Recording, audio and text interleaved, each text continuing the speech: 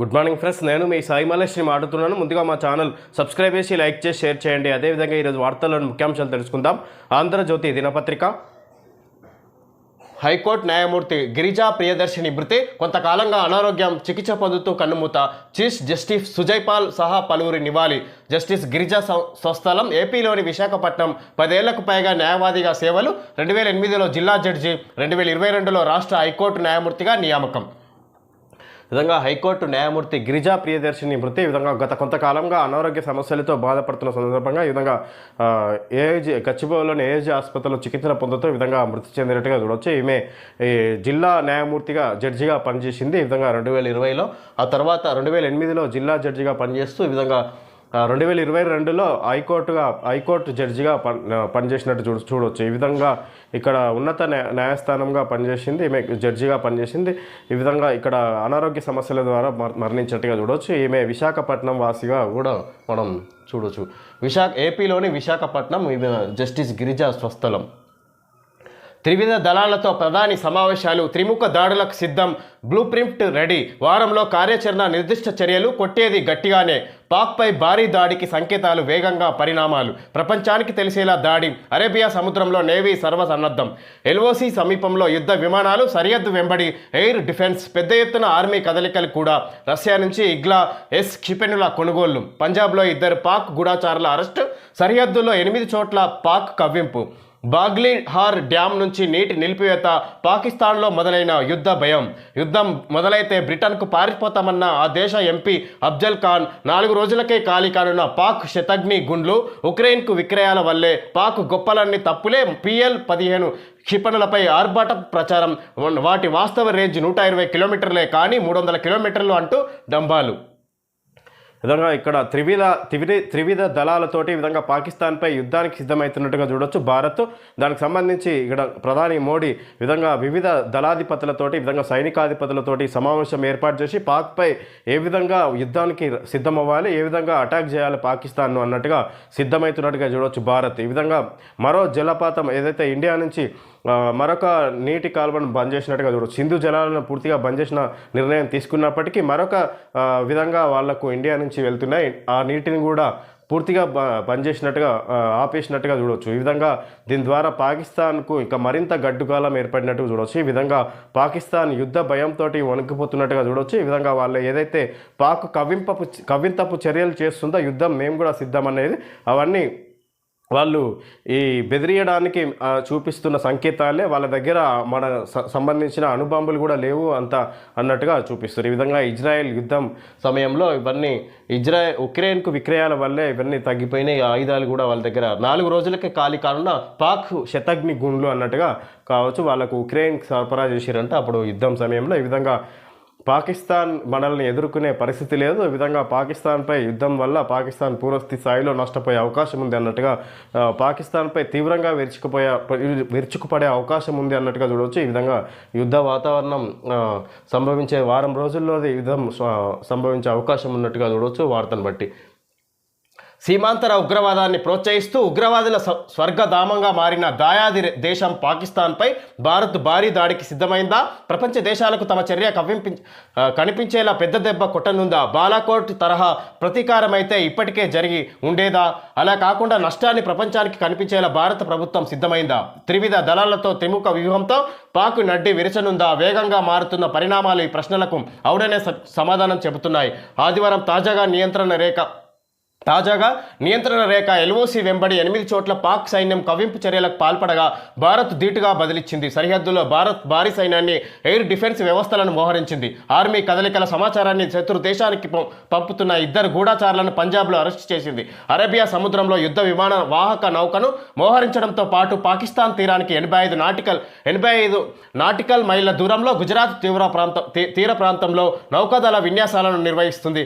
లద్దాఖ్, జమ్మూ కాశ్మీర్ బేస్లలో భారత విధంగా ఇక్కడ పహల్గామ్ ఉగ్రదాడిని ఖండిస్తూ పాకిస్తాన్పై భారత ప్రభుత్వం విధంగా కఠిన చర్యలు తీసుకునే అవకాశం ఉన్నట్టుగా చూడు. ఏదైతే పాకిస్తాన్పై యుద్ధం అనేది ప్రపంచ స్థాయికి అర్థమయ్యేలా తెలిసేలా ప్రపంచం మొత్తం వణికిపోయే విధంగా ఈ విధంగా పాకిస్తాన్పై యుద్ధం ఉంటుంది అన్నట్టుగా ఇక్కడ భారత ప్రభుత్వం నిర్ణయం తీసుకున్నట్టుగా చూడవచ్చు. ఈ విధంగా అన్ని సైన్యాల అధిపతులతోటి ఈ విధంగా తీవ్రంగా చర్చిస్తున్నట్టుగా చూడవచ్చు. ఈ విధంగా ప్రధానమంత్రి నరేంద్ర మోడీ ఈ విధంగా పాకిస్తాన్పై పెద్ద యుద్ధమే జరగబోతుంది అన్నట్టుగా ఈ సంకేతాలను బట్టి మనం చూడొచ్చు. పహల్గామ్ ఉగ్రదాడి పాక్ చైనాల ఉమ్మడి కుట్ర. బహుళజాతి కంపెనీలు చైనా నుంచి భారత్కు తరలిపోకుండా అడ్డుకునేందుకే దాడి. యుద్ధం మొదలైతే భారత్ కంపెనీలు పోవని యోచన. Pak retired army major Adil Raza సంచలన ఆరోపణ. ఈ విధంగా Pak retired army major Adil Raza సంచలన ఆరోపణ. ఈ విధంగా ఏదైతే ఇక్కడ భారత్ను వాణిజ్యపరంగా ఈ దెబ్బతీయడానికే ఈ విధంగా భారత్పై పాకిస్తాన్ ద్వారా ఉగ్రముఖాల ద్వారా చైనా పరోక్షంగా దాడి చేయించింది అన్నట్టుగా ఇక్కడ పాకిస్తాన్కి సంబంధించిన వ్యక్తి ఆదిల్ రాజా సంచలన ఆరోపణ. ఆర్మీ మేనేజర్ అంటే రిటైర్డ్ ఆర్మీ మేనేజర్ ఈ విధంగా సంచలన వ్యాఖ్యలు చేసినట్టుగా చూడొచ్చు. ఈ విధంగా దాడిని ఖండిస్తూ ఈ విధంగా భారత్ మాత్రం పూర్తిగా పాకిస్తాన్పై పెద్ద ఎత్తున యుద్ధం చేపట్టే అవకాశాలు ఉన్నట్టుగా చూడవచ్చు. ఈ సందర్భంగా అకాల వర్షం తీరని నష్టం. పలు జిల్లాల్లో వాన ఈదురుగాలుల బీభత్సం. కొనుగోలు కేంద్రాల వద్ద తడిసిన ధాన్యం, కూలిన చెట్లు, స్తంభాలు, నేలరాలిన మామిడి. సిద్దిపేటలో టోల్ ప్లాజా పైకప్పు రేకులు కూలి కౌంటర్లు ధ్వంసం. గంట పైగా ట్రాఫిక్ జామ్. సిద్దిపేటలో కూలిన టోల్ ప్లాజా పైకప్పు. ఈ విధంగా అకాల వర్షం తీరని నష్టం. ఈ విధంగా ఎండాకాలం పంటలు చేతికొచ్చిన సందర్భంగా ఈ విధంగా మార్కెట్లలో ఈ విధంగా అమ్మకానికి సిద్ధంగా ఉన్న వరి ధాన్యం, చేళ్లలో కోతకు సిద్ధంగా ఉన్న వరి పంట ఈ విధంగా అకాల వర్షాలకు తీవ్రంగా నష్టపోతున్నాయి అన్నట్టుగా చూడవచ్చు. దీనివల్ల రైతులు తీవ్ర ఆందోళనకు గురవుతున్నట్టుగా చూడవచ్చు. ఈ విధంగా సంవత్సరం మొత్తం కష్టపడి పండించిన పంట ఈ విధంగా అకాల వర్షాలకు తడిసి ఈ విధంగా నష్టపోతున్న సందర్భంగా రైతులు ఆవేదన వ్యక్తం చేస్తున్నారు అన్నట్టుగా చూడవచ్చు. ఈ విధంగా పలు జిల్లాల్లో వాన ఎదురుగాల బీభత్సం వల్ల కొనుగోలు కేంద్రాల వద్ద తడిసిన ధాన్యం పంటలంతా రైతులు ఆందోళన చెందుతున్నట్టుగా చూడొచ్చు. అదేవిధంగా టోల్ ప్లాజా కూడా సిద్దిపేట జిల్లాలో వర్షం బీభత్సంకి ఎదురుగాలకు ఈ విధంగా టోల్ ప్లాజా కూడా కొట్టుకుపోయింది అన్నట్టుగా చూడొచ్చు. రాష్ట్రంలో విభిన్న వాతావరణం కొనసాగుతుంది. ఆదివారం రాష్ట్ర వ్యాప్తంగా ఎండలు దంచుకొట్టగా కొన్ని జిల్లాల్లో మధ్యాహ్నం తర్వాత వర్షం బీభత్సం సృష్టించింది. ఉరుములు మెరుపులకు తోడు ఈదురుగాలులతో కురిసిన అకాల వర్షం అన్నదాతలకు తీరని నష్టాన్ని మిగిలించింది. పలు జిల్లాల్లో పంట నష్టం వాటిల్లగా ఈ విధంగా అకాల వర్షం, గాలులు బీభత్సానికి ఈ విధంగా వడగాల్పులకు అకాల వర్షానికి భారీ వర్షానికి ఈ విధంగా ఇక్కడ పంట నష్టం అవుతున్నట్టుగా చూడవచ్చు. రైతులు తీవ్ర ఆందోళన చెందుతున్నారు అన్నట్టుగా చూడవచ్చు. ఈ విధంగా పంట నష్టం కారణంగా ఏపీలో గాలివాన బీభత్సం, పిడుగులు పడి 6 మృత్యువాత. వేలాది ఎకరాల్లో మామిడి వరి పంటకి నష్టం. ఏపీలో కూడా గాలివాన బీభత్సం, పిడుగులు పడి 6 మృత్యువాత చెందిరు ఏపీలో. ఈ విధంగా వేలాది ఎకరాల్లో మామిడి వరి పంటకి నష్టం సంభవించింది అన్నట్టుగా చూడవచ్చు. అకాల వర్షాల సందర్భంగా 10 నుంచి మెట్రో ఛార్జీల పెంపు, 25 నుంచి 30% పెంచేందుకు ఎలాంటి నిర్ణయం. ఈ విధంగా మే 10 తారీఖు నుంచి మెట్రో ఛార్జీలు పెంచుతారంట. 25 నుంచి 30% వరకు ఈ ఛార్జీలు పెరిగే అవకాశం ఉన్నట్టుగా చూడవచ్చు.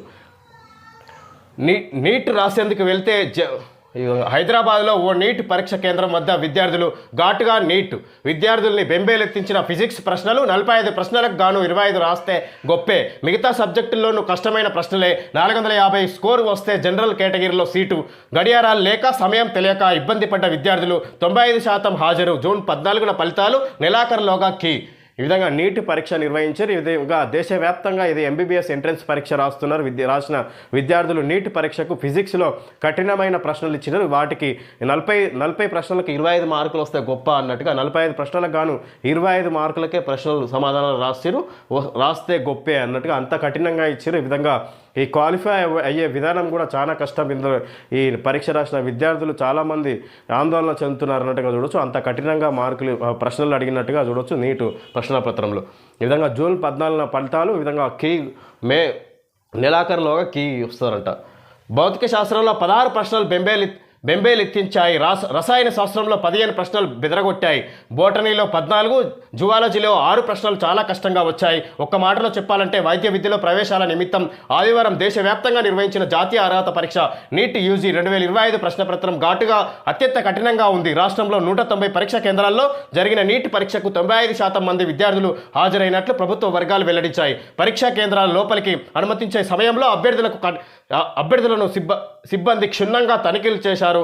గడియారాలు ఇతర గాడ్జెట్లను తీసివేయించారు. ఎప్పటిలాగానే ఒక్క నిమిషం ఆలస్యం నిబంధన ఖచ్చితంగా పాటించినట్టే ఈ విధంగా ఈ ఒక్క నిమిషం ఆలస్యం అయినా కూడా అనుమతించలేదు లోపలికి అన్నట్టుగా చూడవచ్చు. ఈ విధంగా విద్యార్థులకు ఒక్క నిమిషం ఆలస్యం అనేది ఈ విధంగా ఈ ఘోరాత్యమైన నిర్ణయం అన్నట్టుగా చూడవచ్చు. ప్రభుత్వం ఈ నిర్ణయాన్ని మార్చుకోవాలన్నట్టుగా చూడవచ్చు. ఈ విధంగా దూర ప్రాంతాల నుంచి వచ్చే వాళ్ళు ఈ విధంగా ఇక్కడ అనుకోకుండా ఆలస్యమైన వాళ్ళు ట్రాఫిక్ నిబంధనల వల్ల ట్రాఫిక్లో ఇరుక్కుపోయిన వాళ్ళు ఈ విధంగా ఆలస్యమయ్యే అవకాశాలు ఉంటుంది. వాళ్ళు సంవత్సరం అంతా ప్రిపేర్ అయినది కూడా లాస్ అయ్యే అవకాశం ఉన్నట్టుగా ఉంటుంది. కాబట్టి ఈ ఆలస్యం ఒక్క నిమిషం ఆలస్యం అనేది కూడా తీసేయాలన్నట్టుగా చూడవచ్చు. ఈ ప్రభుత్వం ఈ నిబంధనలను ఈ ½ అన్ అవర్ సడలింపు ఇవ్వాలన్నట్టుగా ½ అన్ అవర్ లేట్ వచ్చినా అనుమతించాల్సిందిగా మనం ఇక్కడ ప్రభుత్వానికి ఈ నిర్ణయాన్ని తీసుకోవాలన్నట్టుగా కోరవచ్చు. ఈ విధంగా ఆలస్యం కావడం వల్ల వాళ్ళు అనుమతించకపోవడం అనేది అది ప్రభుత్వం తీసుకున్న పెద్ద తప్పుడు నిర్ణయం అన్నట్టుగా చూడవచ్చు. ఈ పరీక్షలకు సంబంధించి ఈ విధంగా ఇక్కడ నీట్ పరీక్ష అత్యంత కఠినంగా ప్రశ్నలు ఇచ్చారు. ఈ విధంగా ఇందులో పాస్ అయ్యే అర్హత సాధించడం చాలా కష్టం అన్నట్టుగా విద్యార్థులు భావిస్తున్నట్టుగా చూడవచ్చు. ఈ విధంగా ప్రతి ఒక్క సబ్జెక్టు విధంగా సబ్జెక్టు విధంగా చూసుకున్నా కూడా కఠిన ప్రశ్నలు అడిగినట్టు విద్యార్థులకు అర్థం కాని ప్రశ్నలు ఇచ్చిర్రు అన్నట్టుగా సమాధానాలు రాయలేకపోయారు అన్నట్టుగా ఇక్కడ చూడవచ్చు. నీట్ రాసేందుకు వెళ్తే జంధ్యం తీయించారు. కర్ణాటకలోని కలబుర్గిలో నిరసన. నీట్ పరీక్ష రాసిన తల్లి కూతుళ్ళు. ఒక్కరోజే 90 మంది అందగత్తెల రాక మిస్ వరల్డ్లో పాల్గొనేందుకు నగరానికి చేరుకుంటున్న పలు దేశాల సుందరిమణులు నేడు రానున్న మరికొందరు. శంషాబాద్ విమానాశ్రయంలో మిస్ దక్షిణాఫ్రికా జోలైజ్ రెన్స్బర్గ్. ఈ విధంగా ఒక్కరోజు 90 మంది అందగత్తెలు హైదరాబాద్కు చేరుకున్నారు. మిస్ వరల్డ్ పోటీలో పాల్గొనేందుకు వివిధ దేశాల నుంచి అందగత్తెలు పోటీదారులు హైదరాబాద్కు చేరుకుంటున్నట్టుగా చూడవచ్చు. మే 10 నుంచి ఈ మిస్ వరల్డ్ పోటీలు జరగబోతున్న సందర్భంగా హైదరాబాద్కు చేరుకుంటున్నారు వివిధ దేశాల నుంచి సుందరి మండలు అన్నట్టుగా చూడవచ్చు. ఈ విధంగా వారికి తెలంగాణ సాంప్రదాయం ప్రకారం స్వాగతిస్తూ ఈ విధంగా తెలంగాణ ప్రభుత్వం అన్ని రకాలుగా రక్షణ కల్పిస్తూ ఈ విధంగా వాళ్లకు మిస్ వరల్డ్ పోటీలో పాల్గొనే వాళ్లకు ప్రభుత్వం అన్ని రకాలుగా సౌకర్యాలు కల్పిస్తున్నట్టుగా చూడవచ్చు. శంషాబాద్ విమానాశ్రయంలో మిస్ దక్షిణాఫ్రికా జోలైజ్ రెన్స్బర్గ్ ఆమె వచ్చిన కారణంగా ఈ విధంగా స్వాగతం పలికి వెల్కమ్ చెప్పారు. గతంలో కాంగ్రెస్ తప్పులు చేసింది, అప్పట్లో నేను లేను, అయినా పార్టీ చరిత్రలో జరిగిన తప్పులన్నింటికీ సంతోషంగా బాధ్యత వహిస్తా. సిక్కు వ్యతిరేక అల్లర్లపై ఓ సిక్కు విద్యార్థి ప్రశ్నకు రాహుల్ జవాబు. గత నెల అమెరికాలో బ్రౌన్ వర్సిటీలో విద్యార్థులతో ముఖాముఖి 1980లలో జరిగింది తప్పు అని ఇప్పటికే పలుమార్లు బహిరంగంగా చెప్పానని రాహుల్ వెల్లడి. గతంలో కాంగ్రెస్ తప్పులు చేసింది. ఈ విధంగా అప్పుడు కేంద్రంలో కాంగ్రెస్ పార్టీ అధికారంలో ఉన్నప్పుడు ఈ విధంగా సిక్కులపై విరుచుకుపడింది. అలా అనవసరంగా ఎంతోమంది సిక్కులు చావడానికి కారణమైంది కాంగ్రెస్ పార్టీ అన్నట్టుగా ఈ విధంగా దానికి సంబంధించి ఇక్కడ విద్యార్థులు ప్రశ్నించగా రాహుల్ గాంధీని అది అప్పుడు నేను లేను, అయినా కాంగ్రెస్ పార్టీ మా పార్టీ తీసుకున్న నిర్ణయం తప్పుడు నిర్ణయమే, కాంగ్రెస్ పార్టీ తప్పు చేసింది నిజమే అన్నట్టుగా రాహుల్ గాంధీ ఒప్పుకున్నాడు. ఈ విషయం ఎన్నో బహిరంగ ప్రదేశాల్లో బహిరంగ కూడా నేను ఎన్నోసార్లు ఒప్పుకున్నా కాంగ్రెస్ పార్టీ తీసుకున్న నిర్ణయం తప్పు అన్నట్టుగా ఈ విధంగా రాహుల్ గాంధీ విద్యార్థులు అడిగిన ప్రశ్నలకు సమాధానం ఇచ్చినట్టుగా చూడవచ్చు. గత నెల అమెరికాలో బ్రౌన్ వర్సిటీలో విద్యార్థులతో ముఖాముఖి సందర్భంగా ఆయన ఆ తప్పును ఒప్పుకున్నట్టుగా ఇక్కడ వార్త చూడొచ్చు. ఫోరెన్సిక్ ల్యాబుల్లో సిబ్బంది కొరత, అందుబాటులో లేని సైంటిస్టులు, పెండింగ్లో వేలాది కేసులు. దేశమంతటా ఇదే పరిస్థితి. తెలంగాణలో మరీ దారుణం. రాష్ట్రంలో 91% మేర ఖాళీలు, బాధ్యతలకు డైరెక్టర్లు దూరం, ఐపీఎస్ల పర్యవేక్షణలో విభాగాలు, ఫోరెన్సిక్ సైన్స్కు విద్యార్థుల కొరత. ఫోరెన్సిక్ ల్యాబుల్లో సిబ్బంది కొరత, అందుబాటులో లేని సైంటిస్టులు, పెండింగ్లో వేలాది కేసులు. దేశమంతటా ఇదే పరిస్థితి. తెలంగాణలో మరీ దారుణం. రాష్ట్రంలో 91% మేర ఖాళీలు, బాధ్యతలకు డైరెక్టర్లు దూరం, ఐపీఎస్ల పర్యవేక్షణలో విభాగాలు, ఫోరెన్సిక్ సైన్స్కు విద్యార్థుల కొరత. ఈ విధంగా ఫోరెన్సిక్ ల్యాబుల్లో సిబ్బంది కొరత, వాళ్ళకి సంబంధించిన సైంటిస్టులు కూడా లేరు. ఈ పెండింగ్లో వేలాది కేసులు. దేశమంతటా ఇదే పరిస్థితి. తెలంగాణలో మరీ దారుణం ఉంది. ఈ విధంగా ఫోరెన్సిక్ ల్యాబుల్లో సిబ్బంది కొరత, పరిశోధనలు అన్నీ పెండింగ్లో ఉన్నాయి. ఇక ఫోరెన్సిక్ ఏదైతే టెస్ట్లోకి వస్తే అవన్నీ సైంటిస్టులు లేరు, అక్కడ పరీక్షా కేంద్రాలు విద్యార్థులు కూడా లేరు అన్నట్టుగా చూడవచ్చు. ఆ సైంటిస్టులు ల్యాబుల్లో అన్నట్టుగా చూడవచ్చు. వాళ్ళ నియామకాలు చేపట్టడం లేదు. దానికి సంబంధించిన డైరెక్టర్లు కూడా వేరే పనిలో నిమగ్నమైనారు. ప్రభుత్వం దానిపై దృష్టి పెట్టడం లేదు అన్నట్టుగా చూడవచ్చు. ఈ విధంగా కేంద్ర ప్రభుత్వం దీనిపై ఫోరెన్సిక్ ల్యాబ్లపైన సరైన దృష్టి పెట్టక వాళ్ళకు సంబంధించి అది నిర్లక్ష్యంగా ఉందన్నట్టుగా చూడవచ్చు. దీనిపై ఈ విధంగా తెలంగాణలో మరీ దారుణంగా ఉన్నది అన్నట్టుగా మనం వార్త చూడవచ్చు. ఇక్కడ కర్రెగుట్టలో చిక్కని నక్సల్స్ జాడ, రోజులు గడుస్తున్న దొరకని ఆచోకి. రెండే రోజే రెండో రోజు తప్పించుకున్న మావోయిస్టులు ఇంకా 30కి పైగా గుట్టల్లో గాలింపు పెండింగ్. ప్రతికూల వాతావరణంలో చతికిలే పడిపోతున్న పారామిలిటరీ బలగాలు, పలువురికి డీహైడ్రేషన్. 3000 మందికి పైగా నక్సల్స్ ఉన్నారని తొలుత ప్రచారం. ఇప్పటికీ 6 ఎన్కౌంటర్. ఏదైతే కర్రెగుట్టలో చిక్కని నక్సల్స్ జాడ.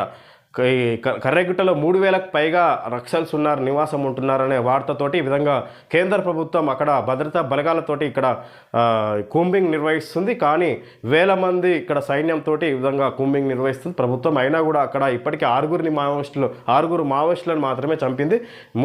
వాళ్ళంతా ఎక్కడికి వెళ్ళిపోయారు అనేది ఇక్కడ ఈ భద్రతా దళాలు అక్కడ ఏదైతే కర్రెగుట్టలో నక్సల్స్ ఏరివేతకు ప్రయత్నాలు జరుగుతుందో వాళ్ళంతా డీహైడ్రేషన్కు గురవుతున్నారు, అలసిపోతున్నారు. కానీ నక్సల్స్ మాత్రం దొరకడం లేదు, జాడే కనిపించడం లేదన్నట్టుగా చూడొచ్చు. ఇక్కడ తొలుత బచావో కర్రెగుట్టలు, ఆ తర్వాత ఆపరేషన్ కర్రెగుట్టలు పేరు ఏదైనా కేంద్ర బలగాలు ఈ ఆపరేషన్లో మావోయిస్టులను గుర్తించలేకపోయారా? 3000 మందికి పైగా నక్సల్స్ ఉన్నారంటూ విడతల వారీగా 24,000 బలగాలను మోహరించిన పోలీసులు 6 PLGA సభ్యుల ఎన్కౌంటర్ మినహా పెద్దగా పురోగతి సాధించలేదా? అత్యంత క్లిష్టమైన గుట్టల్లోంచి మావోయిస్టులు మహారాష్ట్ర, తెలంగాణ వైపు తప్పించుకున్నారా? ఈ ప్రశ్నలకు అవుననే సమాధానాలు వస్తున్నాయి. ఈ విధంగా కర్రెగుట్టల్లో నివాసం ఉన్న మావోయిస్టులు ఈ అత్యంత కఠినంగా ఉన్న అడవుల నుంచి ఇతర మహారాష్ట్ర, తెలంగాణ అడవుల్లోకి తప్పించుకున్నారన్నట్టుగా ఇక్కడ చూడవచ్చు. ఈ విధంగా ప్రశ్నలకు అవుననే సమాధానం వస్తున్నాయి అన్నట్టుగా ఇక్కడ వార్త చూడవచ్చు. ఈ విధంగా ఏదైతే కేంద్ర ప్రభుత్వం మావోయిస్టుల ఏరివేతకు నిర్ణయం తీసుకుందో 24,000 మంది భద్రతా సైన్యంతో ఈ విధంగా కూంబింగ్ నిర్వహిస్తుందో కర్రెగుట్టలలో. ఈ విధంగా ఇప్పటి వరకు 6 హతమార్చారు మావోయిస్టులను. ఈ విధంగా మిగతా వారు అసలు జాడనే కనిపించట్లేదు అన్నట్టుగా చూడవచ్చు వార్త ఇక్కడ. మావోయిస్టులతో చర్చల ప్రసక్తే లేదు, తుపాకీ వీడాల్సిందే, పోలీసులకు లొంగిపోవాల్సిందే. కేంద్ర హోంశాఖ సహాయ మంత్రి బండి సంజయ్. మావోయిస్టులతో చర్చల ప్రసక్తే లేదు. మావోయిస్టులు గిరిజనులను, అమాయకులను ఏదైతే పోలీసులకు సమాచారం చేరవేస్తున్నారో అనుమానంతో గిరిజనుల అమాయక ప్రజలను పొట్టన పెట్టుకున్నారు మావోయిస్టులు. అలాంటి వారితో చర్చల అన్నట్టుగా బండి సంజయ్ ఆరోపిస్తున్నారు. ఈ విధంగా మావోయిస్టులకు వ్యతిరేకంగా ఇక్కడ బండి సంజయ్ కూడా మాట్లాడుతున్నారు. ఈ విధంగా తుపాకీ విడాల్సిందే, పోలీసులకు లొంగిపోవాల్సిందే కేంద్ర హోంశాఖ సహాయ మంత్రి బండి సంజయ్ అన్నట్టుగా మాట్లాడుతున్నారు. ఎన్నికల సేవలన్నీ ఒకే వేదికపైకి, త్వరలోనే అన్ని అంశాలతో ఈసీ ఐనెట్. కేంద్ర ఎన్నికల సంఘం ఆధ్వర్యంలో సిద్ధమవుతున్న సరికొత్త డిజిటల్ వేదిక. ఒకే గొడుగు కిందకు 40 అప్లికేషన్లు. ఈ విధంగా ఎన్నికల సేవలన్నీ ఒకే వేదికపైకి, త్వరలోనే అన్ని అంశాలతో ఈసీ ఐనెట్. కేంద్ర ఎన్నికల సంఘం ఆధ్వర్యంలో సిద్ధమవుతున్న సరికొత్త డిజిటల్ వేదిక. ఒకే గొడుగు కిందకు 40 అప్లికేషన్లు. ఇంత ముందుకు ఒక్కొక్క విభాగానికి సంబంధించి అన్ని ప్రత్యేకంగా నిర్ణయం తీసుకునేది. ఇప్పుడు అన్ని ఒకటే దానికి అన్ని విభాగాలకు సంబంధించి ఒకటే సెక్షన్ విధానం ద్వారా ఈ విధంగా అప్లికేషన్లు స్వీకరిస్తుంది ఈ ఎలక్షన్ కమిషన్ అన్నట్టుగా చూడొచ్చు. కేంద్ర ఎన్నికల సంఘం ఆధ్వర్యంలోనే సిద్ధమవుతున్న సరికొత్త డిజిటల్ వేదిక అన్నట్టుగా చూడొచ్చు. ఒకే గొడుగు కింద 40 అప్లికేషన్లు అన్నట్టుగా చూడొచ్చు. ఎన్నికల సేవలన్నీ ఒకే వేదికపై, ఎలక్షన్ కమిషన్ ఆధ్వర్యంలోనే ఒకే వేదికపై నుంచి వీటన్నిటికీ సేవలు అందించబోతున్నట్టుగా చూడొచ్చు. అలా 40 అప్లికేషన్లు వస్తున్నాయి, తీసుకుంటున్నారంట. ఇది వార్త చూడొచ్చు. పాండ్స్ పొందండి 3 ఇన్స్టెంట్ కూలింగ్. హలోవా కూలింగ్ పౌడర్ అన్నట్టుగా ఇక్కడ వార్త చూడవచ్చు. పాండ్స్ పౌడర్ వాళ్ళు ఆడిచ్చినట్టుగా.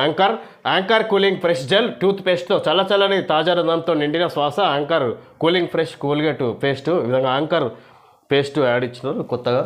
ఓకే ఫ్రెండ్స్, ఈరోజు వార్తల్లోని ముఖ్యాంశాలు తెలుసుకోవడం జరిగింది. Thank you friends.